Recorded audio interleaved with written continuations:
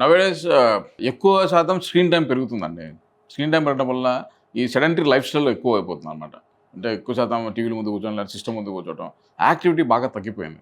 యువత బాగా యాక్టివిటీ అంటే ఏదో గేమ్ ఆడటం గానీ, కనీసం వారంలో ఒక 4, 5 రోజులు నడవటం అరగంట సేపు బ్రిస్క్ వాకింగ్ అనడం అది చేయటం.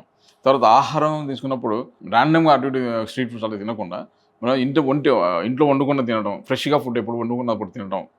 ఫ్రిడ్జ్‌లో అవి కాకుండా. తర్వాత నాన్ వెజ్ ఎందుకంటే బయట తిన్నప్పుడు నాన్ వెజ్ ఎలా ఉంటదో తెలీదు. నాన్ వెజ్ అనే కాకుండా ఈ నెయ్యి ఇలాంటివి తీసుకున్నా కూడా మనకు అంత అడల్టరేటెడే చాలా వరకు అన్నీ కాకుండా.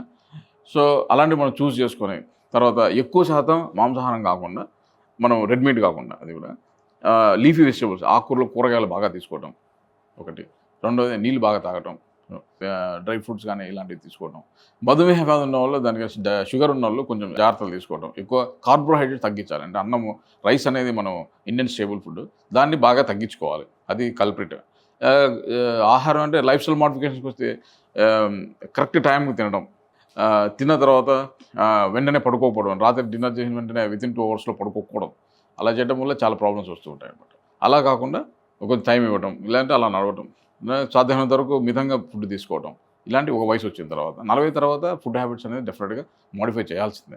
సో, ఈ జాగ్రత్త తీసుకుంటే గుర్తుపెట్టుకుని ఎప్పుడైనా సరే సాల్ట్, షుగర్ అనేది మనకి ఎప్పటికైనా సరే హాని చేస్తాయి. సో, వాటికి కొంచెం కంట్రోల్‌గా ఎప్పుడు వాడుతున్నా సరే ఇష్టానుసారం కాకుండా కొంచెం పద్ధతిగా కొన్ని చూసుకొని వాడుకుంటూ మనం ఎప్పుడైనా సరే ఇది మన ఆరోగ్యానికి హాని చేస్తుంది అని తెలుసుకున్నప్పుడు ఇంకోటంటే మితిమీరిన ఆల్కహాల్ ఇంటేక్, తర్వాత స్మోకింగ్ ఇలాంటివి కూడా మనం కంట్రోల్‌లో పెట్టుకొని ఆపేయడం కంట్రోల్ కూడా కాదు. అది చేసుకుంటే మనకు ఎక్కువ పాటు లాంగివిటీ అనేది పెరుగుతుంది. దాని ద్వారా క్వాలిటీ ఆఫ్ లైఫ్ పెరుగుతుంది.